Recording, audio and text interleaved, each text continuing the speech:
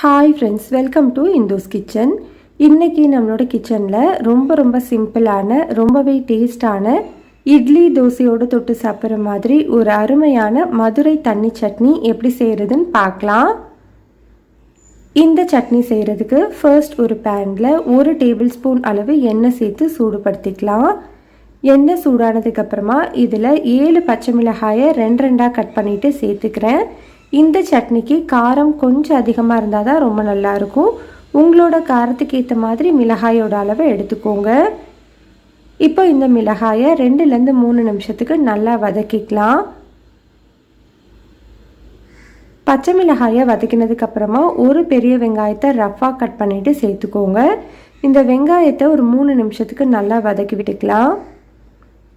இந்த அளவுக்கு வெங்காயம் கண்ணாடி பதம் வந்து நல்லா வதங்கினதுக்கப்புறமா ஸ்டவ் ஆஃப் பண்ணிவிட்டு இதை நல்லா ஆற வச்சுக்கோங்க.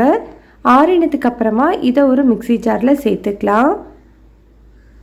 இது கூட 1/4 கப் அளவு பொட்டுக்கடலை சேர்த்துக்கோங்க.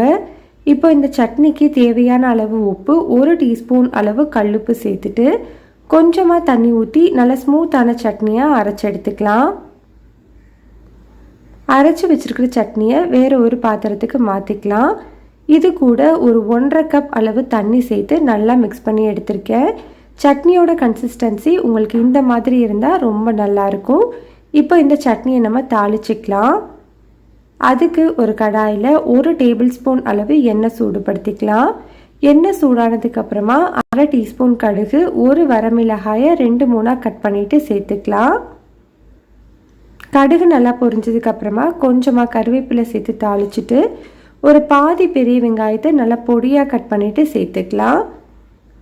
வெங்காயம் நல்லா கண்ணாடி பதம் வர வரைக்கும் வதக்கி விட்டுக்கோங்க. இப்போது வெங்காயம் இந்த அளவுக்கு நல்லா வதங்கி வந்திருக்கு. இந்த நேரத்தில் நம்ம ஸ்டவ் ஆஃப் பண்ணிக்கலாம். ஸ்டவ் ஆஃப் பண்ணதுக்கப்புறமா நம்ம ரெடி பண்ணி வச்சுருக்கிற சட்னியை சேர்த்துக்கோங்க. ஸ்டவ் ஆனில் இருக்கும்போதே சேர்த்துட்டோம் அப்படின்னா பொட்டுக்கடலை வந்து வெந்த மாதிரி டேஸ்ட்டு போயிடும். அதனால் கண்டிப்பாக ஸ்டவ் ஆஃப் பண்ணிவிட்டு அதுக்கப்புறமா சட்னியை சேர்த்துக்கோங்க. இதை நல்லா கலந்து விட்டுக்கலாம். அவ்வளோதான், நம்மளுக்கு ரொம்ப சிம்பிளான ரொம்பவே டேஸ்டான மதுரை தண்ணி சட்னி ரெடி ஆகிடுச்சு. கண்டிப்பாக இதை நீங்கள் ட்ரை பண்ணி பாருங்கள். இட்லி தோசையோடு ரொம்ப டேஸ்ட்டாக இருக்கும்.